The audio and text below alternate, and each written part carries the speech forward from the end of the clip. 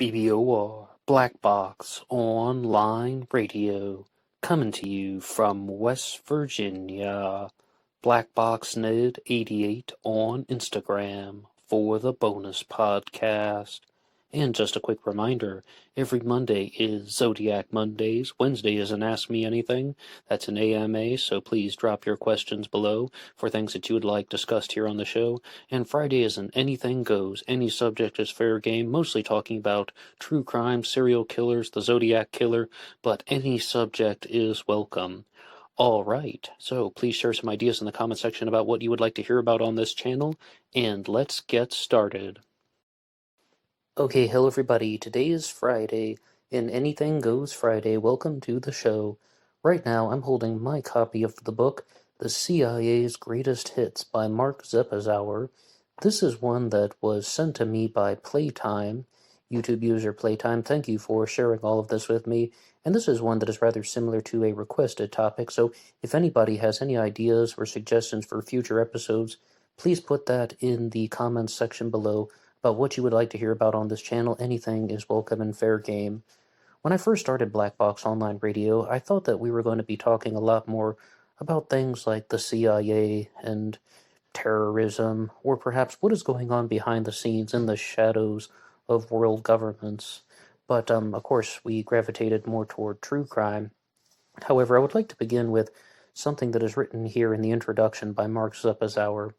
The CIA spends a lot of time distorting intelligence, and this disinformation has led to dangerous illusions among our policymakers and the public. And you're going to hear me fumbling around a little bit with pages and such, but I would like to read off some of the contents of this book, because this is more or less a smattering of different types of actions that the CIA has done. It's a catalog of different types of actions that have been done by the CIA, or perhaps in a very small archive and index, with some arrangement of misdeeds from the Central Intelligence Agency. Now, I'm going to read off this list here. There are 48 things on this list that are covered in the book, and which one stands out to you? What comes to mind? And as well as, is there anything that just seems really familiar about how evil the world can be? Number 1 is how Nazis won the war, and then there's Operation Gladio, destroying Iranian democracy, destroying Guatemalan democracy, mind control experiments, bloodbaths in the Congo, the U-2 incident, the Bay of Pigs invasion, the JFK assassination, Vietnam 1945-63, destroying Dominican democracy, the Malcolm X assassination, bloodbath in Indonesia, Greece is a flea, the Martin Luther King assassination, the Robert Kennedy assassination, destroying Chilean democracy, Vietnam 64-75, the secret war in Laos, carpet bombing Cambodia, Operation Chaos, the world's largest drug dealer, the Watergate break-in, the mighty Wurlitzer, mass murder in Angola, the Orlando Lettyler assassination, exaggerating the Soviet threat, mass murder at Jonestown, the October surprise, Libya and our boogeyman Gaddafi, invading Grenada, destroying El Salvador, destroying Nicaragua, the Iran-Contra operation, the crash of Pan Am 103, the first Afghan war, the American Lake, setting up crooked banks, invading Panama, the first Iraq war, destroying Haiti, that was Clinton, dismembering Yugoslavia, also Clinton, Kosovo and the Snake, also Clinton, 9/11, the second Afghan war, the second Iraq war, and the Valerie Plame scandal and enhanced interrogation. That brings us to 48 on the list. There must have been something there that you've heard that reminded you of some type of curiosity that you had about what is going on behind the scenes in world events. Now, to look at this list here, in the past months on the channel, I did 3 episodes on Mae Brussel, who was the host of Dialogue Conspiracy, and the first one on the list was How Nazis Won the War. This is one that she really wanted to talk about because Mae Brussel was very famous for her commentary on the Kennedy assassination, but I'm really not an expert on the assassination of JFK. Instead, I found Mae Brussel much more enthralling when she was talking about Charles Manson and David Berkowitz, and perhaps how there could have been some hidden things going on behind the scenes, especially with the Manson case. You can hear it on YouTube for yourself on Mae Brussels' show Dialogue Conspiracy. She was talking about the possibility of Charles Manson being an informant, and then Tom O'Neill puts out his book Chaos in the New Millennium saying, oh yeah, it turns out all these years Charles Manson was an informant, not an operative, but an informant, someone being used to gather information. So that was heavily connected to something called Operation Paperclip, which is what Mae Brussell wanted to talk about, the transplanting of former people from the Third Reich into the United States of America. And the way this gets into the Kennedy assassination, and I'm only going off of what I've learned from Mae Brussell or the way that she has shared it, is that when it comes to the Kennedy assassination, people talk about the CIA angle. People talk about the mafia and organized crime angle. What they do not talk about is the angle of the Nazis. Because many Nazis came into the United States of America, and in short, the entirety of the global elites, more or less, are on the same side, and they're against the people. Now, the next one on the list is Operation Gladio, and I would like to actually just go to that section in the book because I'm not going to read off every section here, but let's just hear a little bit about Operation Gladio because I think this one's very important. The CIA was created by the National Security Act of 1947. The ink was barely dry on it before an army of spooks began marching through the law's major loophole. The CIA could perform such other functions and duties as the National Security Council may from time to time direct. This deliberately vague clause opened the door to more than 60 years of criminal activity in the name of national security. I've said it once, and I'll say it again. How many branches of government are there? 5. There aren't 3 branches of government. Yeah, of course, executive, legislative, judicial. But the 4th is the electorate. That's the voters. That's the most important because it's all about the balancing of power, right? You have the vote. And the 5th is the CIA. The CIA is a branch of government in itself because it is not subject to examination by many different world powers, as you heard right there. But in regards to the way the CIA functions, I used to listen to the program United Front Radio a lot, and the host, Daniela Walls, said very clearly that the CIA is the private arm of the global elites. That's how it functions. They're people who do something like actions on behalf of very powerful, very rich, and this concentration of wealth and power. They do the actions on behalf of the people who are behind wealth and power. It's an interpretive statement, but I have some mixed feelings about it even, but I can see where she's coming from. One of the first duties the NSC deemed necessary was the subversion of Italian democracy, in the name of democracy itself, of course. Italy seemed likely to elect a leftist government in 1948 to make sure Italians voted instead for the candidates Washington favored. Black shirt thugs from Mussolini's fascist party and other Nazi collaborators. Millions of dollars were spent on propaganda and payoffs. It was also intimidated, and there was expectation that food aid would be cut off if the election results were inconsistent with the U.S. desires. The U.S. got its way in 1948 without having to resort to violence, but as was discovered in 1990, the CIA had organized a secret paramilitary in post-war Italy with hidden stockpiles of weapons and explosives dotting the map, called Operation Gladio, from the Latin gladius, which is a type of short sword. The ostensible excuse for it was laughable, the threat of a Soviet invasion. But the real purpose wasn't so funny. Operation Gladio's 15,000 troops were trained to overthrow the Italian government should it stray from the straight and narrow. And there would be many things that will go on, such as the assassination of the Prime Minister Aldo Moro, and also, here's something about the threat of the Soviet Union. You have the United States of America, and you have the Soviet Union, and there's this thing called the Cold War. And the Soviets are deemed as the enemy, and perhaps some people genuinely think they do, because this really gets into the thinking of an individual named Zbigniew Brzezinski, who was all about stopping the Soviets. And Webster Tarpley would say of him that Zbigniew Brzezinski's true dream was to cut Russia up into five different nations, or divide the Russian Federation more or less, even after the fall of the Soviet Union. But Zbigniew Brzezinski would talk very clearly about how it was important to arm the Afghanis against the Soviet Union. It was important to arm and train mujahideen, and to supply anyone, even if it led to the creation of the Taliban.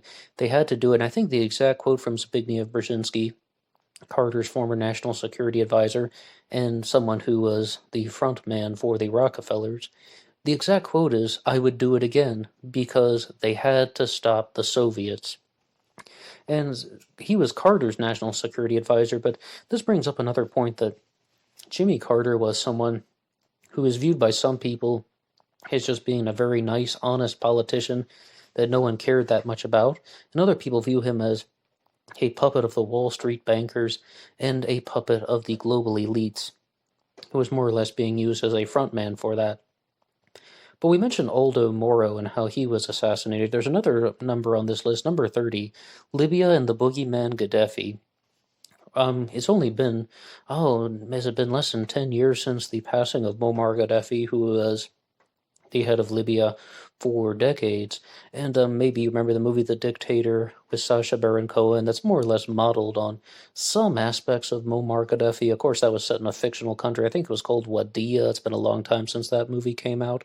But with Gaddafi, there was an assassination plot that was launched against him in 1985, and I learned about this from John Stockwell, the former CIA director that went public. Not, of course, like the absolute head of the CIA. He was the highest ranking CIA director to go public, and he wrote the book In Search of Enemies, and perhaps an even more fascinating book called The Praetorian Guard, which was compiled of his lectures. But I digress from that, and he would frequently tell the story of how Muammar Gaddafi was targeted by Ronald Reagan, and in 1985 they attempted to assassinate Muammar Gaddafi by firing long-range rockets at his compound, and they had the signal that 45 minutes before they fired the rockets, Gaddafi was in the compound, and he either learned of the attack or he just went out through some secret passage, and by chance he got lucky, so they didn't end up killing Gaddafi, obviously.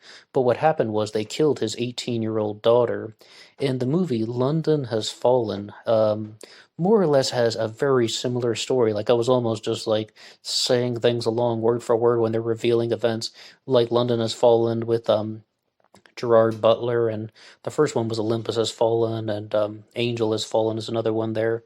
But that they has more or less something that was a fictitious retelling of those events. But there is definitely an attempted assassination of Gaddafi, and he was viewed as someone, and this is also some very interpretive stuff, but Gaddafi was viewed as a kook by many, but also someone who was not going along with the agenda of the New World Order, because Aldo Moro, who was assassinated in Italy, almost has the exact same comments that people are making about Gaddafi, that he wanted to do things in his own way, and he wanted to set up infrastructure projects with various parts of the world. He wanted to put his own plans into motion, and as you heard, that things that have been written by Zeppesauer, when a candidate is not doing what the establishment wants, then they get taken out by the CIA. The individual John Perkins, who, I said individual because I don't know the exact title that I would give him. You could say the economic hitman, John Perkins, has written a couple books about this. His most famous book was called Confessions of an Economic Hitman, where he talks about how there are three major ways that the global elites can control foreign governments. First is they control the situation economically, and if that doesn't work, then they send in what are called the jackals, people who can cause internal uprisings, people who can cause internal calamities that can affect the political situation. And then if that doesn't work, then you see something like the invasion of Iraq in the new millennium during the George W. Bush administration, when then they can use military force. But if you look at some of the other items on this list, how about the destroying Iranian democracy, overthrowing Mohammad Mossadegh, John Perkins had a lot to say about about Mohammad Mossadegh in Iran, his assessment of the situation. And bear in mind, there are other people who would definitely counter-argue against this stuff, but John Perkins's assessment of this situation was that Mohammad Mossadegh simply wanted the natural resource rights to go to the Iranian people or to the Iranian country, that the benefits of the Iranian natural resources, particularly the oil, to stay within Iran, and he was taken out, and his daughter was completely traumatized by the incident. And for what I remember back when I read his biography in 2014, I think she ended up spending the rest of her life in a mental institution during this number 3 on the list, destroying Iranian democracy, based on the overthrowing of Mohammad Mossadegh in a CIA-backed coup. But that is hardly a secret. I mean, they teach that in high school history classes. I mean, that's certainly where I first heard about Mossadegh being overthrown. And you look at some of these other places on the list, like destroying Chilean democracy. Once again, the global elite circles did not like the results of a democratic election, so they toppled Salvador Allende. And it's possible that Henry Kissinger may have had a very large role in this. I've said this on the channel before, but Henry Kissinger, another former national security advisor and former Secretary of State, has been frequently said to be the most powerful person in the world based on his ability to put pressure on foreign governments, or his influence over foreign governments rather than putting pressure. I would even take that statement back. Kissinger is disliked because after being Secretary of State, he went on to be the principal architect of Kissinger and Associates, his consulting firm. And they're saying that because of his influence over foreign governments, he is the single most powerful person in the world, even until his 90s. And this gets into a whole wider range of things that are borderline conspiracy theory, like the actions of the Bilderberg Group and so on and so on. But it's definitely some food for thought, and I'm definitely in the camp of how Henry Kissinger is more on the evil side, and definitely not someone who is worthy of a Nobel Peace Prize.